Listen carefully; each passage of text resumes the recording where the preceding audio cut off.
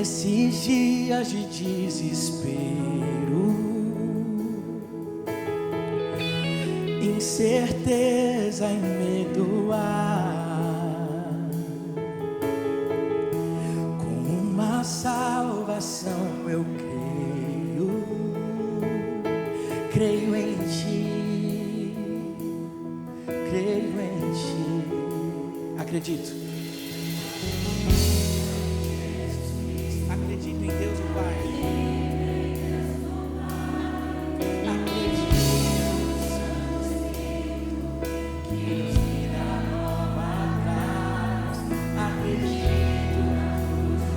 Em que a morte enfim venceu. Acredito que ressurreto, muito em breve voltará. Creio em ti.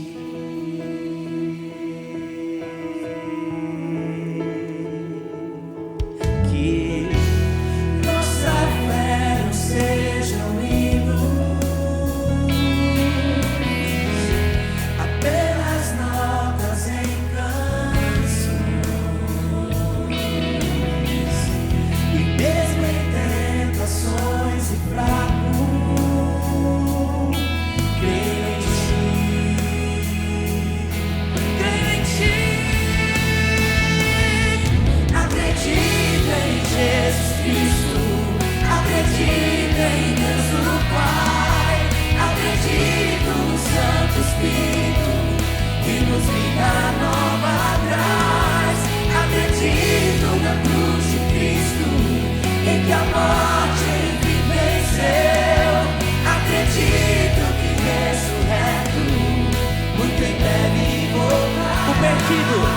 o perdido encontrou perdão, pois agora aqui o amor venceu.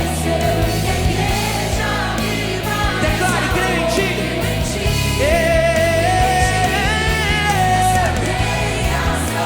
Não permanecerão e verão ao chão. Creio em ti.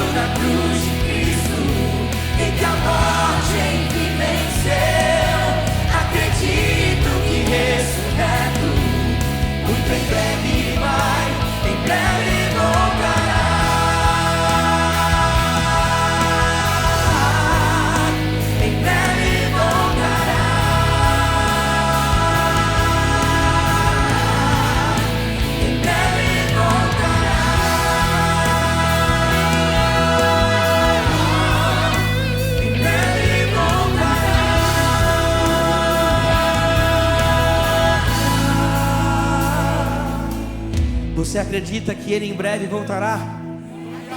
Nesse mundo cheio de dor, cheio de situações adversas, um dia Ele prometeu que não haverá nem pranto, nem dor. Ele está preparando um lugar onde nós iremos morar juntos com Ele. E aqui na terra hoje, o que a gente precisa fazer? A gente precisa entender o nosso propósito, entender que nós somos embaixadores do reino de Deus. Nosso propósito é levar a mensagem dele, com os nossos talentos, com aquilo que a gente tem de melhor, talvez com a sua voz falando com um vizinho, talvez com a sua voz cantando para alguém. Você sabia que quando você sorri para alguém, quando você canta para alguém, quando você compartilha uma experiência com alguém, a sua experiência tem o poder de levar transformação para a vida das pessoas? Deus usa pessoas para transformar a vida de pessoas.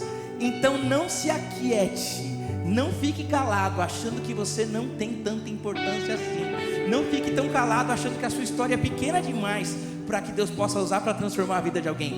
Deus pode usar a tua história para transformar a vida de alguém.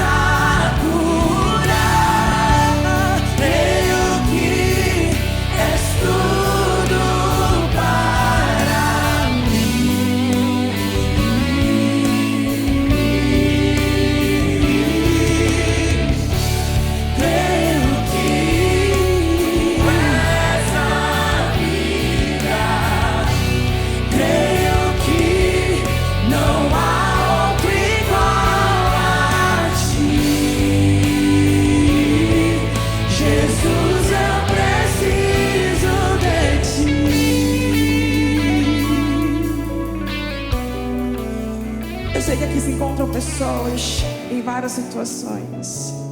Tem corações aqui aflitos, pesarosos. Tem pessoas buscando por um intermédio, por uma palavra, atrás de cura ou atrás da resolução de algum problema. Ai, Deus fala que está à porta do seu coração e bate. E se alguém ouvir a voz dele e abrir essa porta, ele entrará e ceiará contigo. Ele ceiará contigo. Ele estará contigo de dia, de tarde, de noite. Ele andará contigo. Ele te fortalecerá. Ele te levantará. A partir do momento em que você escolher abrir a porta para que ele entre e ele se torne o centro da sua vida, tudo que você precisa estará ali. É somente disso que a gente precisa. A partir do momento que a gente confia em Deus e entrega nas mãos dele os nossos problemas, as nossas dificuldades, mesmo que não tenhamos a resposta no momento certo, ele aparecerá. No momento certo, as coisas irão se encaminhar e se resolver. Entende? Você crê nesse Deus? Você escolhe abrir a porta do seu coração nesse momento? Então diga amém. E vamos cantar para esse Deus que faz grandes coisas e nada é impossível. Crendo nisso, nós vamos cantar agora essa parte bem forte. Nada é impossível para ti. Nada é impossível. Nada é impossível para ti. Tens o meu mundo em tuas mãos. Não, declare.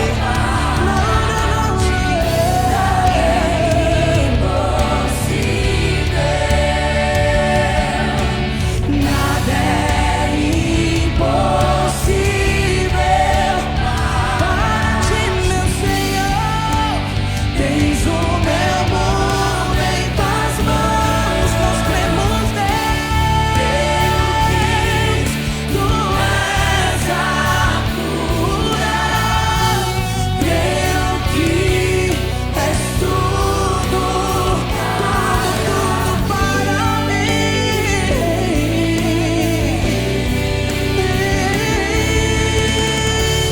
Creio que tu és a vida. Creio que não há outro igual a ti.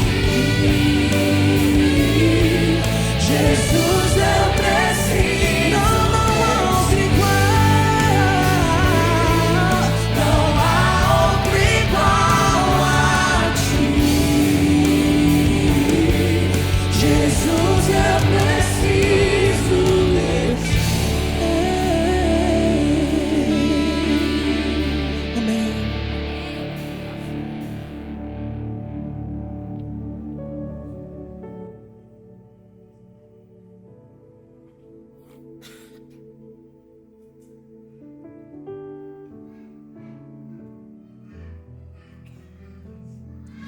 Nós vivemos numa sociedade que está cada vez mais adoecida. Nessa sociedade, palavras de ódio têm muita dificuldade de reconhecer as qualidades do outro. Nessa sociedade adoecida, as pessoas estão com muita dificuldade de reconhecer o valor do outro, os méritos do outro. Mas, paradoxalmente, também é uma sociedade que não está conseguindo lidar com as críticas. Nessa sociedade, nós estamos ensinando às crianças que todo mundo precisa ganhar o tempo todo. Nessa sociedade, nós estamos ensinando às pessoas que todo mundo está certo, que todo mundo faz bem, seja lá o que for. Nós estamos com muita dificuldade de reconhecer quem nós somos, qualidades e limitações. O apóstolo Paulo, há muito tempo atrás, nos deu um conselho, e por trás dele há um princípio, e é sobre o princípio que eu quero convidar vocês a orar. Paulo vai dizer aos coríntios: quando alguém elogia a si mesmo, esse elogio não tem valor algum.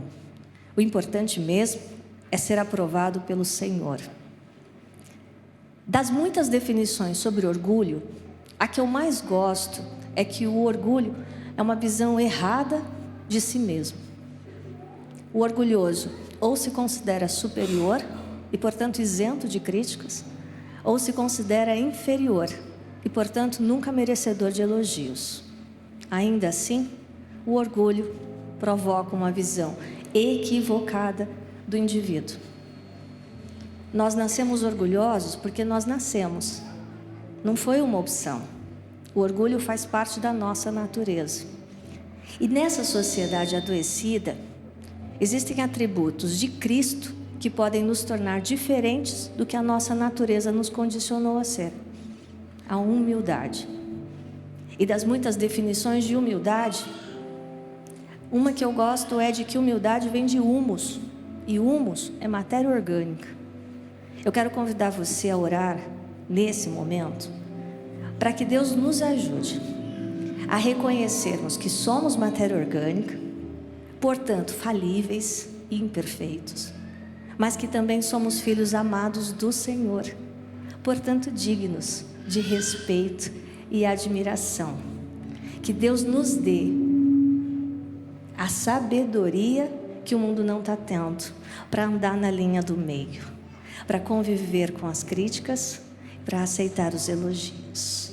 Ore comigo nesse momento. Bendito és tu, nosso Deus, que ao nos criar no ventre de nossas mães, já sabia todos os acertos e erros que teríamos ao longo de nossas vidas.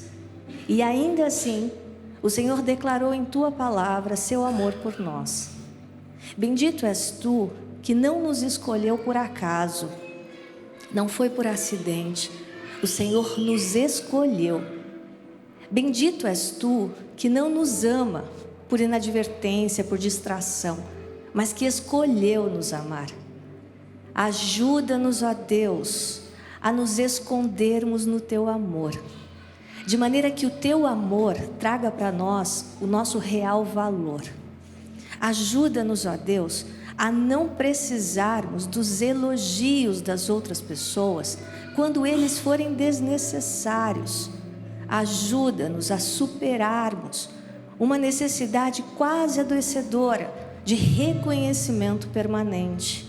Ajuda-nos a termos a tamanha certeza de que o Senhor se importa e nos aprova, que qualquer outra aprovação seja secundária e até desnecessária. Dá-nos a paz daqueles que são aprovados pelo Senhor. Dá-nos a alegria daqueles que são amados pelo Senhor. E na nossa certeza do teu amor, ajuda-nos a encontrarmos a humildade, que é tão rara e tão escassa para nós. Queremos ser equilibrados, queremos ser saudáveis no mundo doente e queremos ajudar as pessoas que ainda não experimentaram da alegria de serem teus, a conhecerem o Senhor. Nós te pedimos por isso, em nome de Jesus Cristo.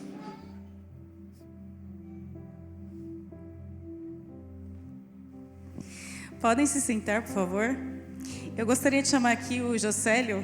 Eu vou ficar por aqui, que aqui tem mais espaço. Gosto de espaço. Eu não vou nem perguntar para... Eu ia perguntar para a igreja quem que se lembrou do Jocélio na semana, mas o que importa é que a gente esteve em contato essa semana e foi muito especial poder interceder pela sua vida, pela sua casa. Você tem algo a compartilhar com a gente? Bom dia, igreja. Boa tarde. Eu tenho uma coisa a compartilhar rápida, assim.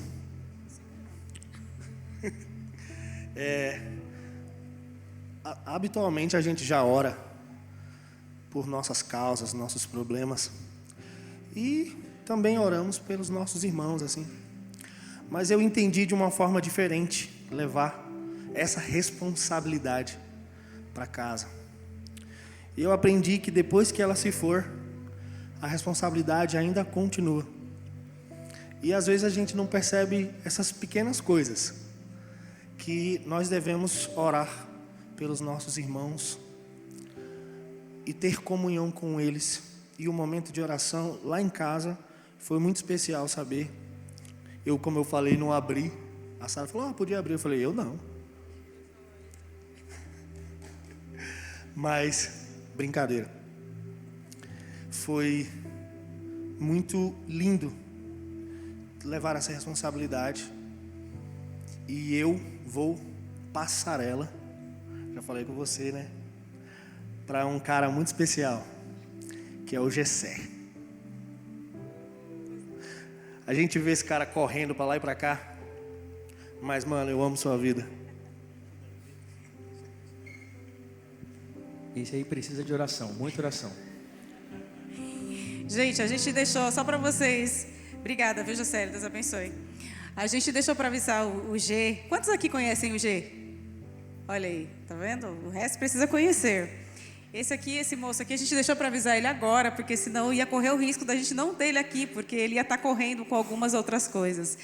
E a gente escolheu você porque às vezes é preciso parar. E você é muito querido, e para quem não conhece, essa pessoa aqui é muito querido, ele é muito amado por nós. Não chore. Muito do que acontece nessa igreja, nessa casa, é por conta do empenho, de tudo que ele faz. E não é só pelo operacional, mas ele sabe amar as pessoas.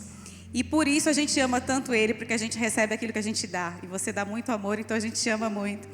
Então eu queria pedir, gentilmente, que vocês estendessem as suas mãos. Só um pouquinho, que eu vou falar mais uma coisa, senão vai doer o braço de vocês. Se lembrem de orar pelo Gessé essa semana, por favor, eu vou pedir. A gente tem um acolhimento especial com quem está levando a arca, só que vocês não fazem a menor ideia do que é carregar ou ajudar a carregar uma igreja. E ele faz isso com muito empenho e com muita dedicação. E ele precisa parar um pouquinho, então essa semana ele vai respirar para orar mais. E a gente vai estar orando por você e pela tua casa. Estenda suas mãos para ele, por favor. Querido Deus, nós estamos aqui com o seu filho, Gessé, tão querido, tão amado por nós, nosso irmão e o teu filho. Queremos te agradecer imensamente pela vida dele e por ter nos dado o privilégio de poder conhecer e conviver com um ser humano tão incrível como ele. Mas Deus, o Senhor sabe as lágrimas que ele leva para o travesseiro, o Senhor sabe as noites mal dormidas, muitas vezes em serviço por nós, porque o Senhor colocou nele algo muito belo que é o amor e o serviço pelas pessoas. E nessa semana a gente quer te pedir de uma maneira muito especial que ele se sinta tão, tão, tão amado e tão querido por ti, que ele possa sentir isso no ar que ele respira, na comida que ele come, na cama quando ele deitar para descansar. Que o Espírito Santo lembre ele em todo o tempo o quanto ele é amado, não só por ti, mas por nós também. Cuida do coração dele, cuida das emoções dele, cuida da saúde física, cuida da saúde financeira. Senhor, ele é teu filho. E nesse momento nós entregamos ele mais uma vez em tuas mãos, confiantes e certos de que o Senhor sempre proverá o melhor para a vida e para a casa dele. Em nome de Jesus, é o que te pedimos e te agradecemos. Amém. Uma salva de palmas em nome de Jesus pela vida dele.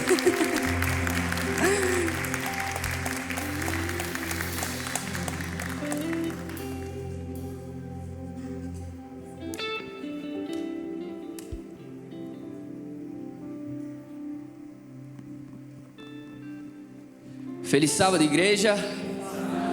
Boa tarde, que bom que você está aqui, você está visitando, seja muito bem-vindo. Agora a gente está se aproximando do momento das ofertas e eu já queria direcionar para vocês, vocês devem ter visto na frente da cadeira de vocês, tem um QR Code, caso você queira participar desse momento, é só apontar ali dentro do aplicativo do seu banco. Jesus passou por essa terra e na criação Ele nos deu 4 dádivas: verdade, vida, domínio e liberdade. Jesus passou por essa terra para nos entregar a verdadeira liberdade, dar o direito à criatura de ser livre. Jesus passou por essa terra e nos deu muitas bênçãos, mas a maior de todas as bênçãos era Jesus. Você talvez esteja passando por um momento abençoado, onde você consegue ver a mão de Deus na sua vida, onde as coisas têm funcionado e talvez era assim que se sentia Isaac, passando por Jafé, ele recebe uma ordem de Cristo para que ele montasse o acampamento ali, e assim ele o faz. E ele recebe muitas bênçãos, muitas riquezas, ao ponto daqueles que estavam à sua volta se incomodarem e o rei daquele povo, Abimeleque, ter que ir até ele e falar: Isaac, retira-te de perto de nós. Retira-te de perto de nós, porque você se tornou alguém muito poderoso, e até mais poderoso do que os povos que aqui habitavam antes. Porque a nossa vida é assim, amigos, a gente tem momentos bons, a gente está bem, hoje é um momento de calmaria, mas a gente sabe que a tempestade faz parte da vida. E ali parte Isaac, rumo ao desconhecido, partindo em busca de novos poços, novas águas para poder sustentar a família dele. E assim ele faz, ele consegue um primeiro poço, depois o segundo, ele começa a ser abençoado e mais uma vez ele encontra a prosperidade. Porque a bênção de Deus estava ali. Não é porque ele foi rumo ao desconhecido ou porque os seus inimigos se levantaram contra ele que a bênção de Deus tinha se esvaído, não. A bênção de Deus estava ali, ela era tão grande ao ponto de Abimeleque, aquele que tinha expulsado Isaac daquela terra, vir até ele novamente. E a bênção de Deus, ela não é colocada em limites, né? Quando os Abimeleques aparecem na nossa vida, né? Os nossos antigos inimigos, aqueles que nos fizeram sair dos nossos lugares, da nossa zona de conforto, a bênção de Deus não tem limite, ela não se condiciona a situações ou momentos. Mas perceba, ela também não é uma bênção e não é um amor feito na questão da barganha ou da negociação, onde, vou te proporcionar algo aqui, eu quero receber ali. Esse momento da oferta, eu queria te convidar a não transformar em uma barganha com Deus, pelo contrário. Isaac era abençoado porque a bênção de Deus é para todos. E quando Abimeleque chega até ele, aqueles questionamentos aparecem: o que a gente vai fazer? De novo os inimigos visitando a nossa porta. Na verdade, o que Abimeleque queria fazer era uma aliança com Isaac. Toda a incerteza, toda a insegurança, toda a questão de provação que ele passava ali naquele momento, vinha por água abaixo. E a vida dele se tornou uma bênção, não só para ele e para a família dele, mas também para as famílias e para os povos que estavam à sua volta. Como eu falei, o relacionamento com Deus, o momento de ofertar não é um momento de barganha. A gente não está aqui para negociar nada com Deus. O convite que eu quero te fazer é: independente do momento que você está passando, se é a dificuldade ou se é a prosperidade, Deus está trabalhando. Que você tenha a força de Isaac, quando foi expulso da sua casa, para ver a mão de Deus trabalhando. E é nesse momento, com o coração quebrantado, no reconhecimento que a bênção de Deus não está condicionada a um momento, porque na dificuldade também há bênçãos, e na prosperidade também há caminhos sendo conduzidos por Deus. É nesse momento que você reconhece isso, que o coração é quebrantado e um caminho, um altar é construído entre a criatura e o Criador. Construa esse altar aqui hoje.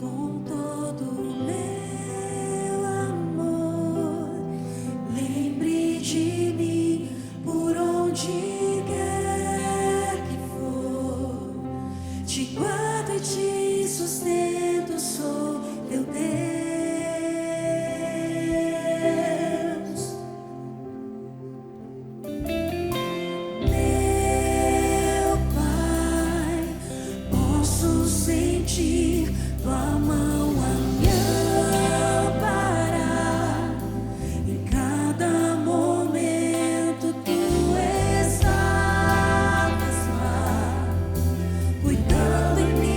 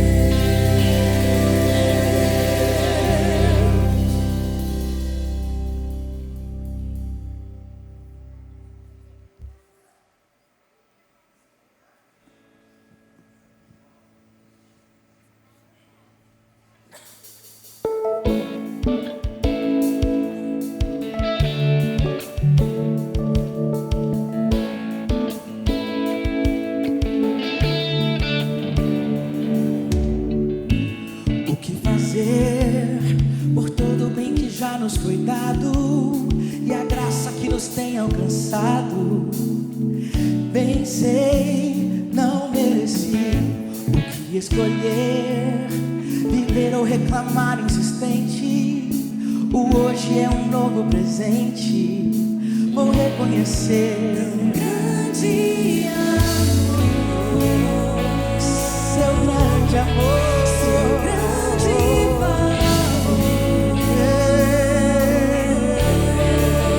Agradeço pela vida. Agradeço pela vida, pelo sol que a cada novo dia brilha, pela mesa, pelo partir do pão, pela comunhão, partido, pão, a comunhão. Eu agradeço, agradeço.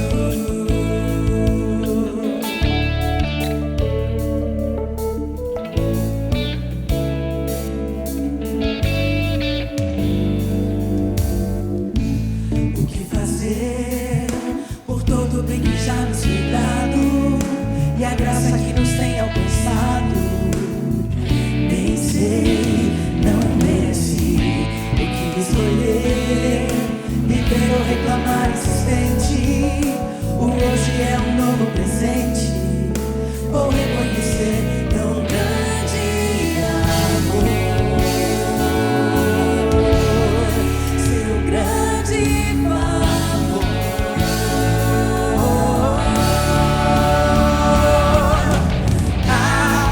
Agradeço pela vida, pelo sol que a cada novo dia brilha, pela mesa, o partido, pão, a comunhão. Eu agradeço. Agradeço pela vida, pelo sol que a cada novo dia brilha, pela mesa, o partido, pão, a comunhão. Agradeço pelo dia tão lindo que o Senhor fez. Eu agradeço pelo céu estrelado que nos traz a paz. Eu agradeço pela mão que se estende pra fazer o bem.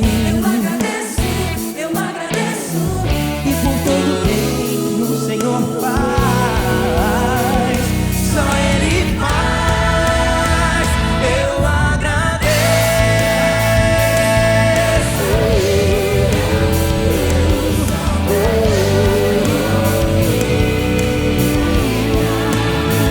pela mesa e pelo pão, partido, pão, a comunhão. Eu agradeço, eu agradeço.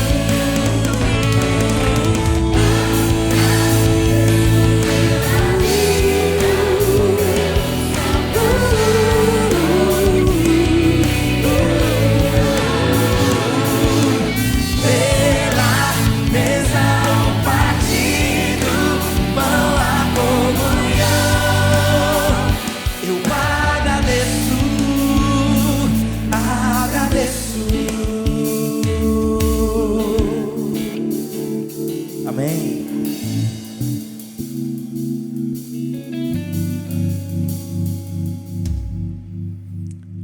Eu, assim como cada um de vocês, já passei por muitas dificuldades na minha vida. Em muitas dessas situações difíceis, eu me desesperei. Em muitas dessas situações, eu acreditei que pelo fato de eu não dar conta, era o fim. Mas estou aqui, vivo, feliz e bem. E quero dizer para você que, se você está vivo, seu fim não chegou. Se você está vivo, dê um passo de fé, tenha fé, porque Deus é o dono da história. Deus já escreveu a história e Ele sabe o que é melhor para você. Então tenha fé nele.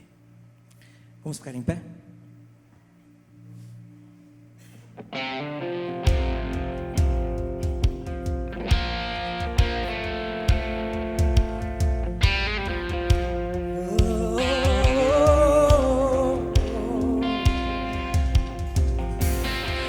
Não vivo pelo que vejo,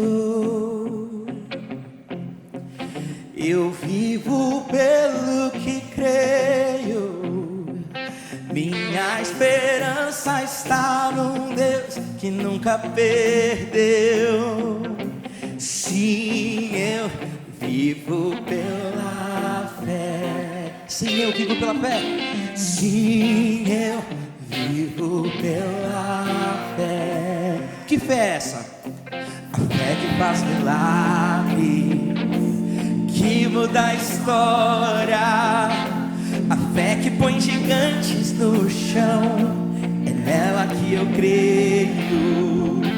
A fé que faz milagres, que muda a história. A fé que põe gigante no chão, é nela que eu creio.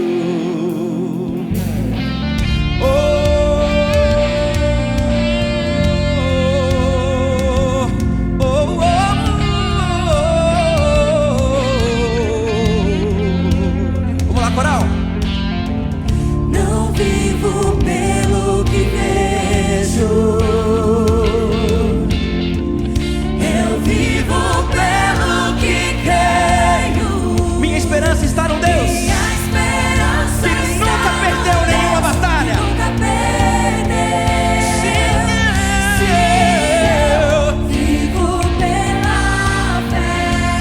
Sim, eu vivo pela fé. Sim, eu vivo pela fé. A fé que faz milagres, que muda a história. A fé que põe gigantes no chão, é nela que eu creio. A fé que faz milagres, que muda a história. A fé que põe gigantes no chão, é nela que eu creio. Se o meu mundo desabar e o chão faltar debaixo dos meus pés, caminharei, pois não preciso ver, eu preciso crer que tu estás comigo, meu Deus. Se o meu mundo desabar e o chão faltar debaixo dos meus pés, debaixo dos meus pés, eu caminharei, pois não preciso ver, que tu estás comigo, meu Deus. Tu estás comigo. Tu estás comigo, meu Deus. Meu Pai, abençoe essa igreja, abençoe essa casa. Aqui nós cremos que existem famílias que precisam ter mais fé em Ti, Pai. Nos abençoe, Pai. Oh.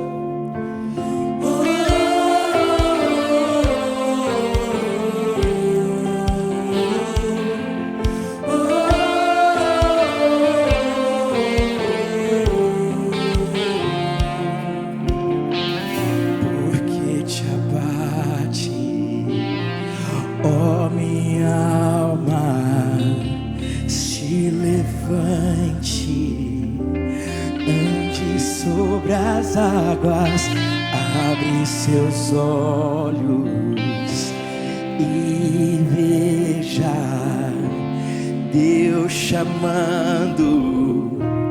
Ande sobre as águas, porque te abate, ó minha alma, se levante, ande sobre as águas, abre seus olhos e veja Deus, Deus chamando.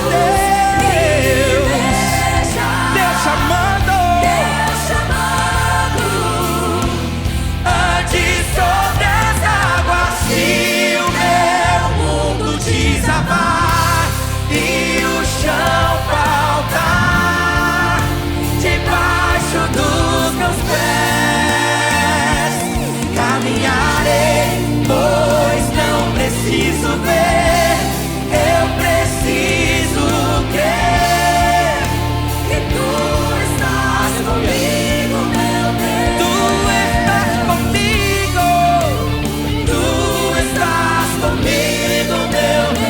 Tu estás comigo. Tu estás comigo, meu Deus. Que faz milagres, que muda a história, a fé que põe gigantes no chão, é nela que eu creio. Você pode cantar a fé? A fé que faz milagres, que muda a história, a fé que põe gigantes no chão, é nela que eu creio, é nela que eu creio, é nela que eu creio, é nela que eu creio.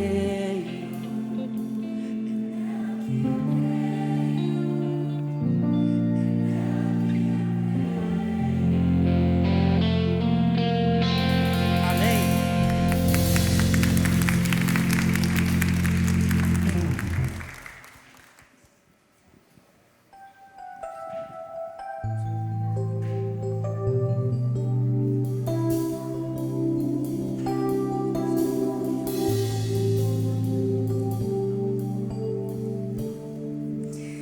Graças eu te dou, Pai. Cante.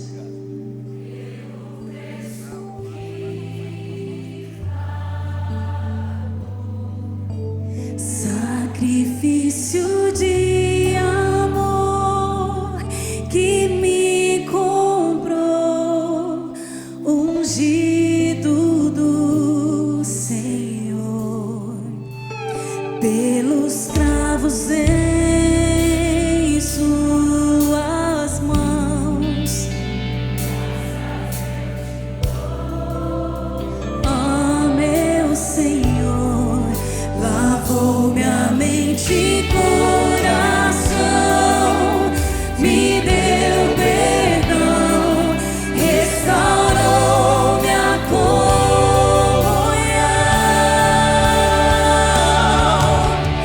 Digno é o Senhor, sobre o trono estás, soberano Criador, vou sempre te adorar.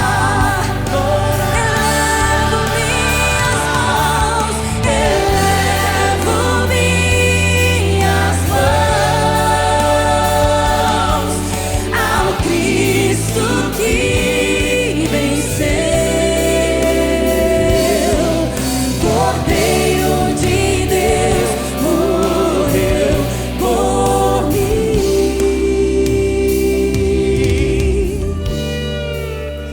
mas ressuscitou, Ele ressuscitou. Digno é o Senhor.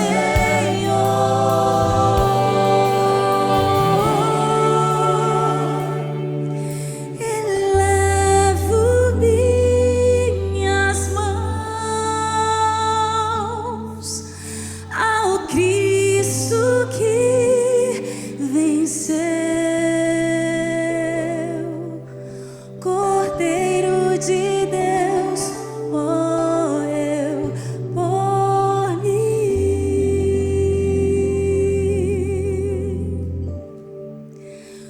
mas ressuscitou.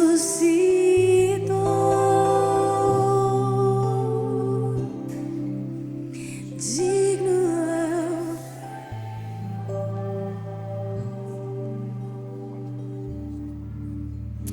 Amém. Você pode se assentar. Que bom ter você com a gente aqui em mais um sábado.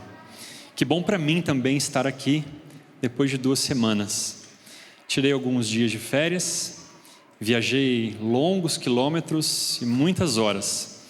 Você olha do lado, a esposa dormindo. Você olha para trás, o filho dormindo.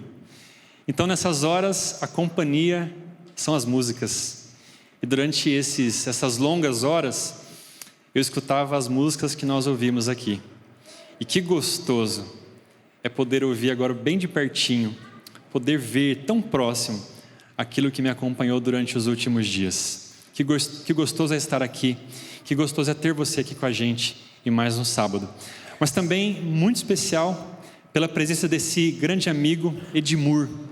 Pastor Edmur, um pastor que nos formamos juntos, 95ª turma do teológico. Mas além disso, nós também comportamos juntos, nós também fizemos estágio juntos, nós estávamos numa casa de uma pessoa muito querida, a irmãzinha Cleusa, que nos acolheu, e ali eu e o pastor Edmur tínhamos que dividir inclusive as comidas, né? Fazer o almoço e tudo mais.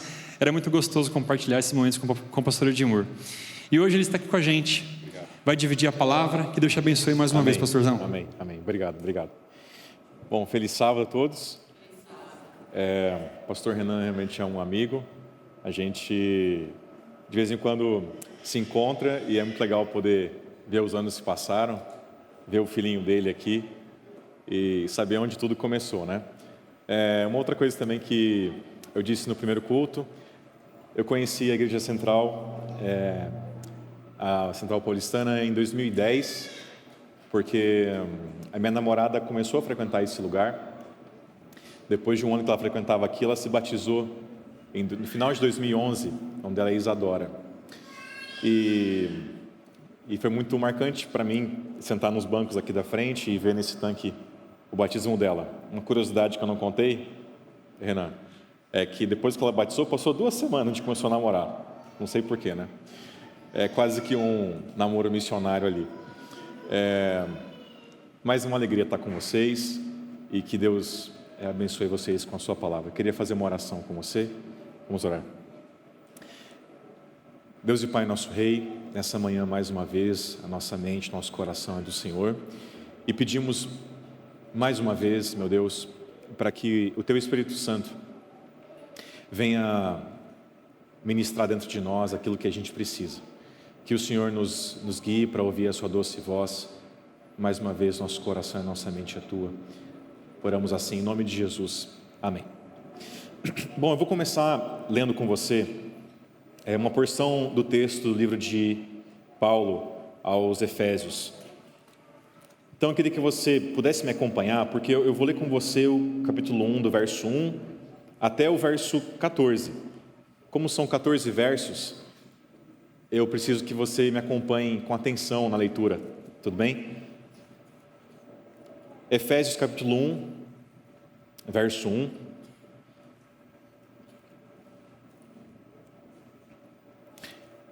Eu vou ler para a gente. Verso 1 fala assim: Paulo, o apóstolo de Cristo Jesus, pela vontade de Deus, aos santos que vivem em Éfeso e são fiéis em Cristo Jesus. Que a graça e a paz de Deus, nosso Pai, e do Senhor Jesus Cristo estejam com vocês. Bendito seja o Deus e o Pai de nosso Senhor Jesus Cristo, que nos abençoou com todas as bênçãos espirituais nas regiões celestiais em Cristo. Antes da fundação do mundo, Deus nos escolheu nele para sermos santos e irrepreensíveis diante dele. Em amor nos predestinou para ele para sermos adotados como seus filhos por meio de Jesus Cristo, segundo o propósito de sua vontade, para louvor da glória da sua graça, que ele nos concedeu gratuitamente no amado. Nele temos a redenção pelo seu sangue, a remissão dos pecados, segundo a riqueza de sua graça, que Deus derramou abundantemente sobre nós em toda a sabedoria e entendimento. Ele nos revelou o mistério de sua vontade, segundo o seu propósito, que ele apresentou em Cristo, de fazer convergir nele, na dispensação da plenitude dos tempos, todas as coisas, tanto as do céu como as da terra. Em Cristo fomos também feitos herança, predestinados segundo o propósito daquele que fez todas as coisas conforme o conselho da sua vontade, a fim de sermos para louvor da sua glória, nós os que antemão esperamos em Cristo. Nele também, verso 13, nele também vocês, depois que ouviram a palavra da verdade, o evangelho da salvação, tendo nele também crido, receberam o selo do Espírito Santo da promessa. O Espírito é o penhor da nossa herança até o resgate da sua propriedade, em louvor da sua glória. Amém.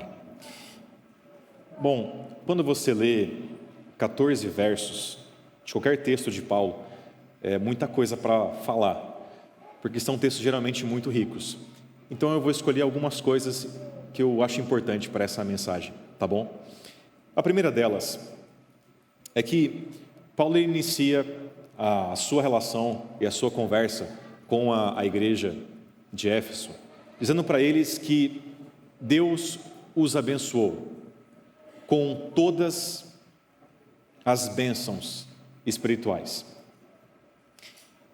E o verbo está no passado. Então, Deus já abençoou vocês, por vocês estarem convivendo e vivendo com Cristo. Isso já aconteceu. Para você entender o que eu quero dizer, é importante a gente definir melhor o que é a bênção de Deus. O que é a bênção de Deus? Quando você quer definir um termo na Bíblia, é melhor você recorrer à sua primeira aparição. Então, se você quer definir o que é amor, veja onde primeiro apareceu essa palavra. Se você quer definir fé, veja onde essa palavra aparece primeiramente no texto. E a palavra bênção, ela aparece por 3 vezes em Gênesis 1. Curiosamente, quando você vê essa palavra aparecendo lá em Gênesis 1, ela aparece para 3, a palavra bênção acontece em 3 situações. Primeiramente, ela aparece para a bênção que Deus dá aos animais, depois Deus dá a bênção ao ser humano, e depois Deus abençoa o tempo, o sábado. Então, quando Deus abençoa os animais eles agora têm uma capacidade de fazer uma coisa que eles não conseguiam fazer antes. Eles podem agora se multiplicar. Depois Deus abençoa o ser humano. E agora o ser humano também ganha um potencial, uma habilidade que eles não tinham antes. Eles agora é um participo da natureza divina, também se multiplicando, e agora também eles têm o domínio sobre a terra, sobre tudo que foi criado. Eles vão governar e reinar nesse mundo. E depois Deus também abençoa o tempo. Ele abençoa o tempo, e agora o tempo, o sábado, continua tendo 24 horas, contudo ele tem um propósito diferente dos outros dias. Tudo que Deus abençoou na criação tem um padrão. Ele ganha um potencial que não tinha antes.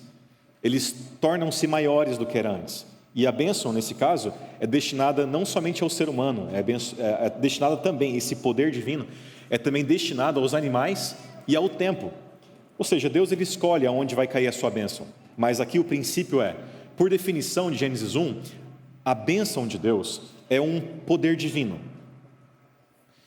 E onde ela cai, aquilo ou alguém que recebe ela, torna-se maior do que era antes.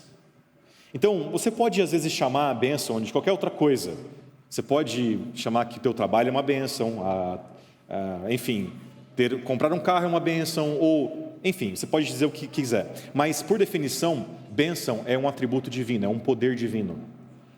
E onde esse poder cai, aquilo ou alguém que recebe, é potencializado. Contudo, em Abraão, na história de Abraão, você vê um outro padrão extraordinário da bênção de Deus. Porque Deus disse para Abraão que ele vai ser bênção. E aí você tem que tentar entender, porque até então o ser humano recebeu a bênção de Deus, o poder de governar e de se multiplicar. Mas com Abraão, ele falou assim: Abraão, a partir de agora, você vai ser bênção. E aonde você pisar, aonde você for, você vai poder comunicar poder. Na relação que Deus tinha com Abraão, ele enxerga Abraão como alguém que tem um tipo de relação com ele, que agora, Abraão, ele vai ter o poder de comunicar poder. Você vai ser o que eu sou. E Deus define agora um novo padrão de como ele se relaciona com as suas criaturas. Eu darei para você o que eu sou. Você vai ter o que eu tenho. E eu não vou medir o tamanho. Eu não vou lutar contra mim mesmo quando o assunto é dar para você o que eu tenho. Eu te dou o céu e você vai poder comunicar o céu inteiro na terra. Aonde você for, eu estarei. Por quê? Porque você carrega poder divino, você carrega a bênção, e agora você vai ser bênção. Isso é importante, não só no contexto do que nós estamos lendo aqui em Efésios. Isso é importante porque quando você olha para o Novo Testamento e quando Cristo conversa com seus discípulos, ele usa a mesma linguagem. Vocês vão ser o que eu sou, e vocês farão obras maiores do que a que eu fiz. Por quê? Porque o céu, o nosso Deus, ele não vê dificuldade em preencher você com o melhor do que ele é e o que ele tem. Deus não, quando ele olha para você, ele não fica calculando o quanto ele vai te dar e o quão grande você vai ser. Primeiramente porque você nunca vai se colocar na posição dele. Mas Deus, ele olha para você e fala assim: eu desejo, eu sonho que você seja como eu, a minha imagem e a minha semelhança. O meu sonho é te ver crescer. O meu sonho é alguém te encontrar e essa pessoa também encontre Deus. Então, Deus não fica medindo o quanto Ele te entrega. É que geralmente a gente espera pouco do que Ele pode te entregar. A gente tem talvez até um certo receio de dizer que eu fui chamado para ser como Deus, porque a tendência é você olhar para você e falar assim: não, peraí, a minha vida não comunica muito o que é Deus, mas Deus ele tem um tipo de plano para a gente, na qual Ele chama você para comunicar poder, a tal ponto que Cristo fala assim, que Ele vai te dar a sua mente, Ele vai dar a mente de Cristo vai ser exportada para você. Então, o sonho de Deus é para que a gente, na vida em Cristo, a gente seja pequenos cristos, caminhando, convivendo com pessoas, em todo o poder e glória do Cristo vivo.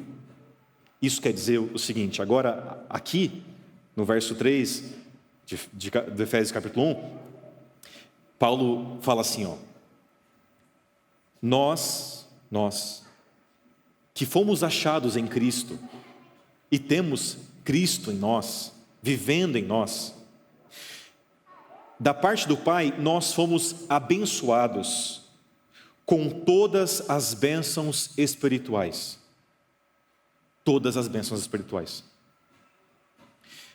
Nós que estamos em Cristo, não é que a gente vai ter um dia todas as bênçãos espirituais.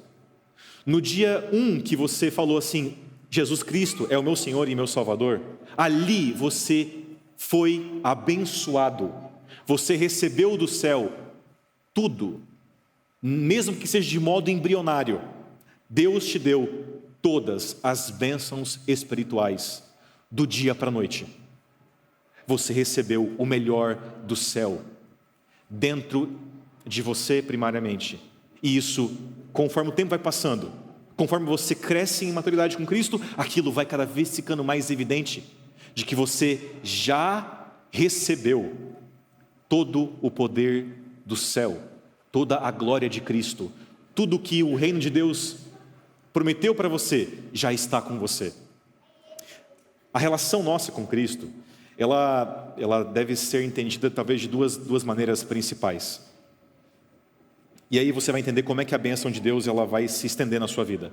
A primeira delas é que o vínculo que nós temos com Cristo, ele pode ser entendido de um modo legal. Legalmente estamos com Cristo. E a expressão, ou a imagem que Paulo usa para explicar melhor esse vínculo que nós temos com Cristo, é a imagem do matrimônio. E o matrimônio, ele simboliza talvez com muita clareza o tipo de vínculo que você tem com Jesus e que faz com que você tenha todas as bênçãos espirituais aqui na terra. O matrimônio ele é importante porque você pode definir matrimônio como várias coisas, como o que define um casamento para você? Casamento é amizade, companheirismo, o que mais? Casamento você pode definir como você quiser. Mas, quando a Bíblia retrata o casamento, o matrimônio, ela fala de uma linguagem bem prática. Casamento é promessa. Então, tenta imaginar o dia da cerimônia de um casamento. Onde acontece o casamento no casamento? Tirando todas as partes cerimoniais. Quando o casal vira-se um para o outro e fala assim: olha, aconteça o que acontecer, eu prometo que eu nunca vou te deixar. Isso é casamento. Casamento é o que você disse que você vai fazer. É o voto, é a promessa. Certo? Em primeira instância, o casamento depende disso. O chão sólido de um casamento, a estrutura inabalável de um casamento é: você prometeu. Até porque todas as coisas no casamento oscilam. Desde o amor, a amizade, as finanças, a saúde, isso é oscilante. Tem uma coisa que não oscila no casamento para ele continuar vivendo. Eu disse que eu nunca iria te deixar. E eu prometo ser fiel ao que eu prometi. Quando eu digo para você que nós estamos casados com Cristo, foi isso o que Ele disse para você quando você se entregou a Ele. Ele disse para você no seu batismo, na sua entrega: eu estarei com você até o fim. E nunca espere de mim ouvir eu não te quero mais. Não existe a mínima possibilidade do seu casamento com Cristo, em Cristo tomar a atitude de pedir divórcio de você. Isso não vai acontecer porque Ele é fiel ao que Ele promete. A única chance legal de você perder Cristo como aquele que sustenta todas as bênçãos espirituais da sua vida é você no seu coração dizer a Cristo: eu não te quero mais. Quando você disser isso, ali rompeu-se o vínculo. Mas eu digo, Cristo nunca dirá para você: eu não te quero mais. Mas pastor, e os meus erros e meus pecados? E as minhas falhas? Eles não rompem automaticamente a minha relação com Cristo? Não rompem. O que o pecado faz com você não é romper o vínculo com Cristo. O que o pecado faz com você é fazer com que aos poucos você vá se esquecendo do tipo de promessa e de vínculo que Ele tem com você. O pecado, ele mina a sua fé. O pecado, ele enfraquece a tua disposição de entrega. O pecado, ele vai aos poucos, assim como num divórcio. Assim como num divórcio, a amizade vai se esfriando, ela vai inexistindo, ao ponto de você achar que você está na mesma casa, somente com uma outra pessoa, mas aquilo não é o seu cônjuge, aquilo não é o seu esposo nem a sua esposa. É assim que termina um casamento. Não é do dia para a noite. Não é em raras exceções, não é somente uma coisa que rompe um vínculo matrimonial. São uma sucessão de coisas, na verdade. É assim de modo, na maioria dos casos. Então, o nosso vínculo legal com Cristo é o seguinte: enquanto você disser, Ele é meu Senhor e Salvador, mesmo os seus piores erros, mesmo nos momentos mais difíceis, enquanto você persistir tendo Cristo legalmente contigo como casado, todas as bênçãos espirituais te pertencem. Porque Cristo proveu isso para nós. Nele nós temos todas as coisas. A segunda coisa que promete, a segunda coisa que garante para a gente todas as bênçãos espirituais, todo o poder do céu em nossa vida, toda a disposição de Deus de fazer da sua vida uma vida cheia de propósito, de significado, é que além do vínculo legal que nós temos com Cristo, nós temos um vínculo que dá vida para a gente. Não é só uma coisa legal que nós temos com Cristo, não é só um vínculo, um contrato que nós temos com Ele, nós temos também uma vida,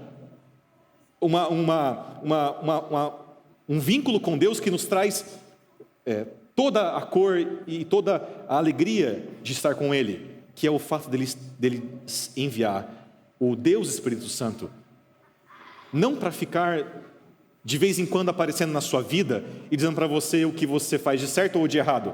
Não.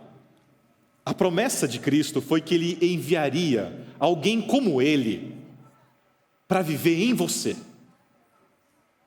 E para mim essa é a segunda melhor notícia, depois daquela que Cristo veio, morreu e ressuscitou e intercede por nós no céu. A segunda maior notícia que você poderia ouvir do Evangelho é que Deus agora não só conversa com você, Deus, Ele mora em você. Deus habita em você.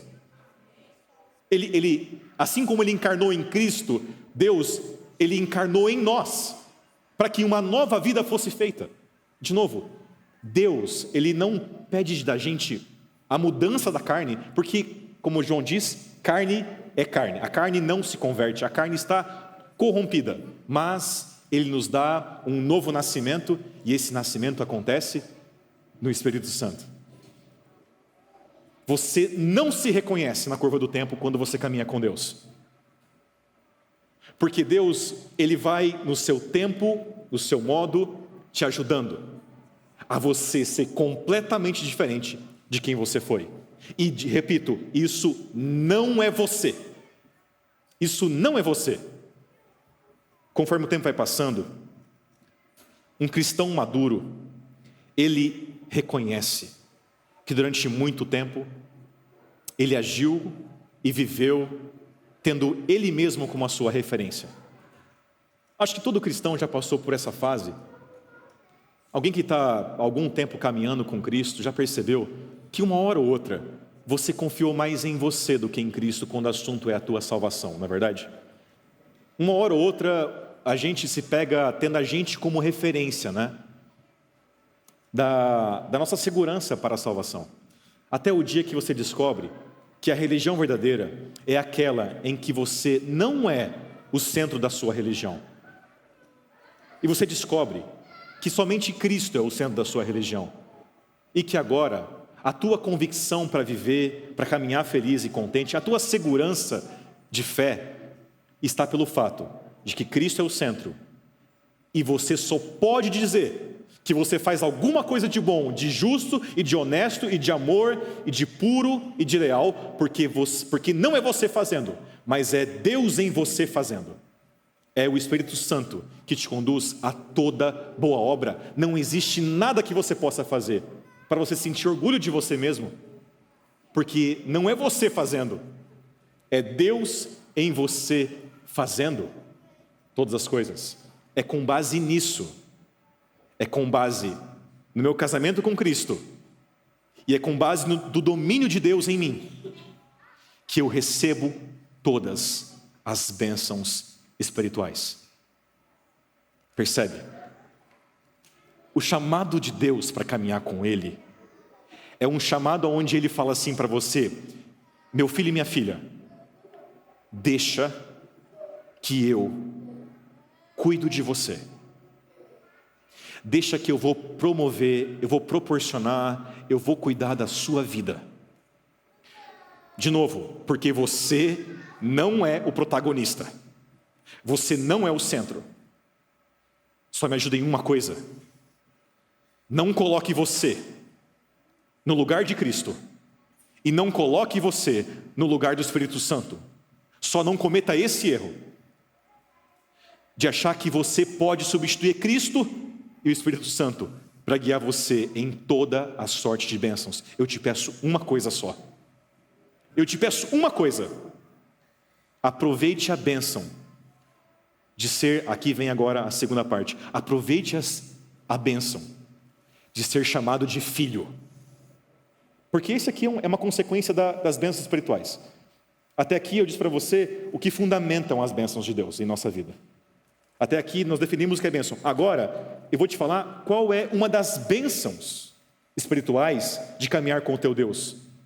Uma delas é ter sido adotado por Deus. Essa é a primeira delas. Você foi adotado e chamado de filho. Então, essa é uma outra linguagem usada no Novo Testamento e no Antigo Testamento para você entender a experiência do modo como Deus quer que você viva. Uma delas é ser filho de Deus. E o que isso quer dizer? Bom, isso quer dizer primeiramente, se você é filho de Deus e você crê nisso, é que você nunca vai, em hipótese alguma, conseguir dar para Deus na intensidade, no tamanho, na proporção do quanto Deus entrega para você. Nunca. Na relação de pai e filho, um pai sempre entregou, sempre dedicou. E eu sei que, veja, aqui eu sei que há várias experiências de filhos. Alguns pais foram ausentes, eu entendo. Mas vamos pensar num modelo de pai, ou de mãe, ou do seu cuidador. Você, em raras exceções, você não vai conseguir retribuir e devolver, nem em mesma quantidade, tudo aquilo de tempo, dedicação e, principalmente, na qualidade do amor em que um pai e uma mãe dedicam-se ao filho. É uma outra conversa. E tem mais uma outra coisa. Um pai e uma mãe de verdade sempre quer que o seu filho cresça sem limites, em todos os sentidos. Um pai e uma mãe, ele sabe que ele deseja o melhor para o seu filho. E não importa o que for necessário, eu vou prover. É uma luta constante. Agora, tem uma outra característica para mim, que é fascinante em relação à manifestação da maternidade e da paternidade em relação a um filho. É o fato de que um pai e uma mãe de verdade, eles sabem que eles sempre vão saber mais do que o seu filho. Quando o teu filho, alguns aqui sabem que na época da adolescência é uma fase assim mais difícil, porque o adolescente, geralmente ele é intenso e ele não consegue se perceber intenso. Ele não tem muito filtro. Eu lembro de uma conversa que eu tive com um pai de um adolescente, e ele falou assim para mim que teve uma época que o filho estava viciado num jogo online. E aquilo começou a afetar ele como ele era. E depois de um tempo, o pai percebeu que não só afetou ele, mas agora a relação deles estava meio desgastada. Porque o pai falou assim: filho, já deu, você já perdeu o controle. E aí, esse pai me contou uma coisa que eu nunca mais vou esquecer e simboliza perfeitamente que tipo de bênção espiritual você tem em chamar Deus de pai. Ele falou assim: por mais que eu tivesse todos os argumentos, por ter 30 anos a mais do que ele, por ver a situação de fora, meu filho não se convencia. O que convenceu ele do erro foi ele ter dado conta, não de que estava no erro, mas de que o seu erro estava ferindo a relação de amor que ele tinha com o pai e com a mãe. Na hora que o filho se tocou e se deu conta que aquele simples ato de ficar horas na frente da tela estava alterando e rompendo a relação dele a relação de amor que ele tinha com o pai, ele falou assim: peraí, eu vou trocar mesmo o meu tempo que eu passo no jogo com a relação de amor que eu tenho com meus pais. Eu vou trocar isso por isso aqui? Eu vou deixar com que isso aqui estrague os anos de vida que meu pai e minha mãe dedicou para mim? Foi nessa hora que esse filho adolescente, ele colocou a mão na cabeça e falou assim: não, eu não posso fazer isso. Em outras palavras, sabe o que convence um filho a ouvir a voz do pai? Não é saber que o pai está certo. Não é isso. O que convence um filho a obedecer a voz do pai é saber que aquela voz que ele está ouvindo é uma voz de profundo amor e confiança. Ele não duvida que o pai sabe o que é melhor para ele, mesmo quando os seus 5 sentidos dizem que não. Ele confia no final das contas. Sabe por quê? Porque a principal coisa que Deus tem feito na sua vida, assim como um pai de verdade, sabe o que é? Deus tem construído com você uma história de amor. A coisa mais importante que Deus tem para fazer com você ao longo de toda a sua vida é, em várias circunstâncias, é o seguinte: filho, eu estou construindo com você uma história de amor.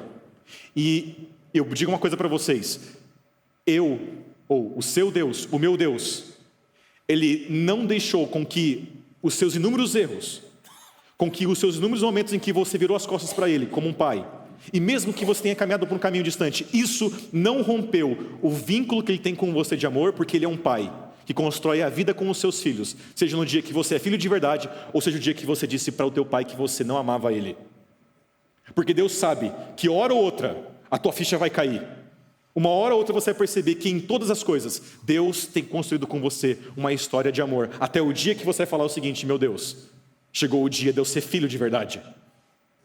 Porque até então, eu não te tratei como um pai. Agora, eu digo para você, meu Deus, eu serei o teu filho. Percebe? Essa é uma bênção espiritual. A bênção de ter um pai perfeito. Você está caminhando e vivendo com um pai que constrói com você uma história de amor. Até porque Deus, Ele sabe muito mais do que eu e você. Ele poderia te dizer várias coisas que você não está fazendo certo. Várias. Mas para dizer isso para você e para você ouvir, é importante que você saiba. Ele primeiro te ama como um pai. Um pai de verdade. A segunda coisa, a segunda grande bênção espiritual que você tem quando você aceitou a Cristo, é que você foi redimido. Aconteceu em você a grande redenção. O que é redenção? A redenção, ela é tratada na Bíblia como um estado em que você era escravo. Você andava preso, escravo nas suas paixões, nas suas vaidades, e o seu orgulho te oprimia. Porque o orgulho ele leva as pessoas a um estado de muita preocupação. O orgulho faz com que você dependa de você mesmo para todas as circunstâncias. Então Deus te libertou para que você vivesse uma nova vida, aonde os seus fardos são leves, porque Cristo suportou todos os seus fardos. A redenção, ela é um ato divino, de primeiramente dizer para você que você não é bom. E eu não sei você, isso pode ser uma coisa muito óbvia entre nós, mas durante muito tempo, o que me impediu de entender a minha salvação foi achar que em algum sentido eu era bom, até eu entender que eu tinha que aceitar que eu não era bom em nenhum sentido. Eu, sem o meu Deus, eu não prestava. Esse é o estado da escravidão. É você achar que você é bom, mas na verdade você continua sendo escravo. A libertação de Cristo é dizer para nós que agora você é bom, mas você é bom porque você tem algo em você que te faz bom. E o que nos faz bom? O que nos faz bom? Aliás, para responder essa pergunta, eu vou te fazer uma outra pergunta. Quando você pensa como você se vê como um cristão, alguém já te perguntou se você é um cristão? Alguém te falou assim, numa conversa, pode ser uma conversa menos séria ou mais séria. Alguém te perguntou assim, você é cristão? Eu também sou. A pergunta é, se eu te perguntasse agora, seriamente, assim, tenta pensar na melhor resposta que você vai me dar. Você é um cristão? Qual que é a sua resposta? Duas possibilidades, tá? A primeira delas, alguém diria assim, cara, de verdade, tô tentando. Assim, eu faço o que eu posso. Acho que as pessoas dizem assim, até com um jeito humilde de dizer, né? Não sou a referência, cara, mas eu estou tentando. A outra possível resposta seria a seguinte, com certeza. Assim, se eu falar que eu não sou cristão, eu não sei o que eu sou. Até porque, olha a minha vida. Essas duas respostas carregam problemas, tá? Vou tentar te dizer quais são. A primeira delas é o seguinte, se você fala assim, que você está tentando ser cristão, tem uma incoerência teológica gigantesca aí. Porque, primeiramente, você disse que você é filho de Deus. E não tem como ser filho tentando ser filho. Ou você é filho ou você não é. Uma outra metáfora seria do casamento, né? Então, não dá para você falar assim, eu estou casado, mas eu estou tentando estar casado. Não, ou você está casado, ou você não está casado, entende? Então, ou você é ou não é. Agora, a segunda resposta seria que a pessoa fala assim, não, eu com certeza eu sou, e a pessoa diz assim, não, eu sou porque... Por que eu sou cristão? Bom, olha a minha vida, olha o que eu tenho feito. Existem evidências de que eu sou cristão. Poxa, já são décadas, né?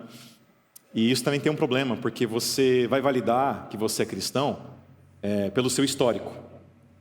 Você valida a tua fé pelo que você fez. E quando você não fez? E quando você não foi bom? Quando você falhou e caiu, você não foi cristão? Você não estava como cristão ali? Talvez a melhor resposta seria a seguinte: você é cristão? Eu respondo assim: rapaz, por incrível que pareça, eu sou cristão. Porque se você me conhecesse, soubesse como foi o meu passado, meus altos e baixos, rapaz, você diria que assim, como é possível? Mas assim, olha, pelo poder de Deus, pela graça de Deus, eu sou cristão. Porque eu vou te falar bem de verdade, é um milagre eu ser cristão. É um milagre absurdo. Olha, é só Deus para explicar o fato de eu ser cristão. Porque de vez em quando passa cada coisa na minha cabeça. É tanta coisa que acontece comigo, que eu não sei nem explicar. É um milagre de Deus. Talvez, é que eu caminho para o final. Talvez, eu responderia, se você é ou não é cristão, lendo para você o verso 13 e o verso 14, na primeira pessoa, de Efésios 1. O texto fala assim: nele, depois que eu ouvi a palavra da verdade, o evangelho da salvação, tendo nele também crido, eu recebi o Espírito Santo da promessa. O Espírito é o penhor da minha herança, até o resgate da sua propriedade, em louvor da sua glória. Olha, eu não sei como explicar, mas no dia em que eu ouvi a palavra da verdade, por alguma razão extraordinária, um milagre, eu entendi o evangelho da salvação. E pelo poder divino, eu acreditei na palavra que me libertou. E no dia em que eu acreditei naquilo, Deus invadiu a minha vida. E Ele me deu, Deus se deu por mim. O Espírito Santo invadiu a minha vida. E Ele mesmo, que habita em mim e que faz todas as coisas boas, que me deu a natureza divina, Ele mesmo é aquele que tem promovido tudo de bom. Ele é a segurança. Ele é a minha segurança, para dizer que a minha herança é o meu resgate. Deus tem feito tudo. E aqui eu quero dizer para você que a imagem mais perfeita que eu conheço do Espírito Santo é a imagem do Paracletos. O Paracletos, essa palavra usada como consolador, às vezes por advogado, intercessor, enfim, essa palavra, ela não tem uma tradução exata, porque ela tem um significado que não tem uma palavra única no português. Mas o Paracletos seria aquele que caminha ao lado. Aquele que caminha ao lado. Aquele que sempre está caminhando com você ao lado. Tim Keller fala que a melhor tradução seria um amigo verdadeiro. Aquele que habita em você, que está com você, que domina você, é um amigo verdadeiro. De vez em quando ele fala coisas que você não queria ouvir, mas você não pode negar. Ele está sendo verdadeiro com você. Só que ele não fala essas coisas como alguém que te acusa distante de você. Ele fala isso como um amigo que sabe como conversar com você. Ele quer você. Nós queremos Ele. E eu digo para vocês, um dia nós seremos, sim ou com certeza, resgatados para a vida eterna. Eu convido vocês nessa manhã para uma renovação da graça de Cristo na sua vida. Quero dizer para você que a vida em Cristo é a melhor vida que você poderia viver.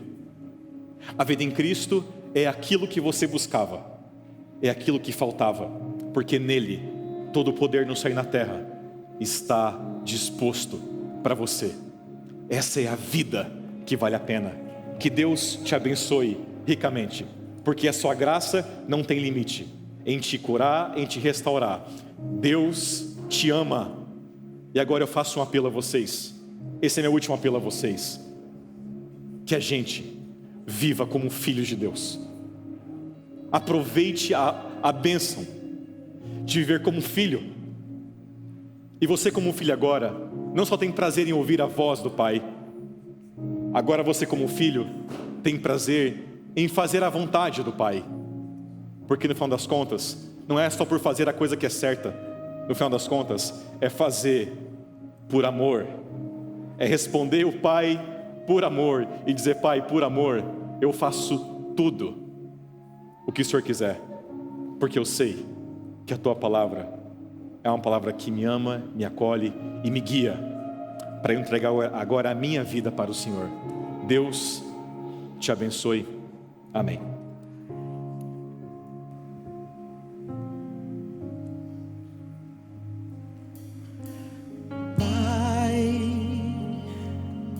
Contra ti, contra o céu, pequei. Me enchi de mim, me deixei levar,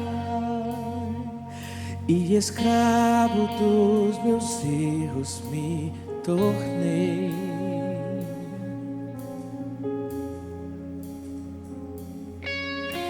Deixei minha casa pela liberdade vã, tentando me encontrar, eu me perdi.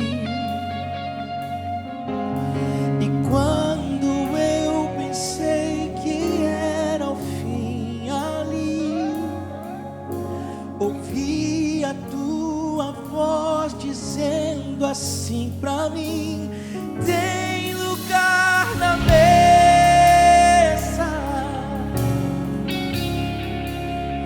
pode se assentar.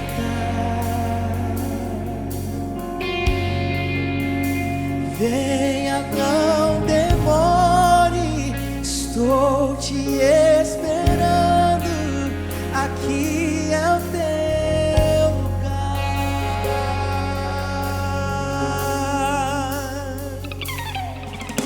Comprei minha casa pela liberdade vã, tentando me encontrar, eu me perdi.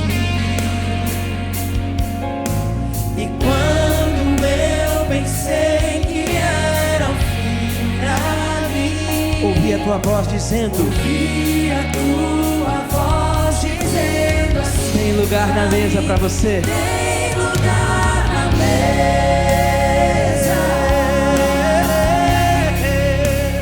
pode se assentar.